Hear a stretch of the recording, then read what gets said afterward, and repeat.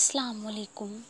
صبر کا مطلب یہ تو نہیں ہوتا کہ انسان بالکل پتھر کا بن کے بیٹھ جائے، یا جو صبر کرتے ہیں اس کو کچھ محسوس نہیں ہوتا۔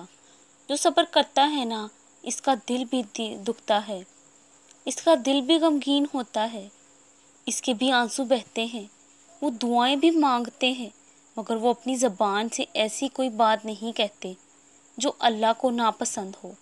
غمگین ہونے کے باوجود وہ اللہ سے شکوہ نہیں کرتے، حالات ان کے دل کو تکلیف دیتے ہیں،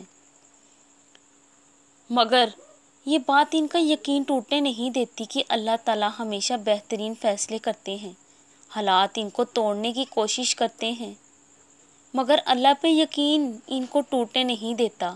حالات کی وجہ سے وہ یہ نہیں سوچتے کہ شاید دعا رد ہو گئی، وہ دعا کرتے ہیں اور پورے دل سے کرتے ہیں۔ ان کا یقین ہوتا ہے کہ اللہ تعالیٰ حالات کو بدلنے پہ قادر ہے۔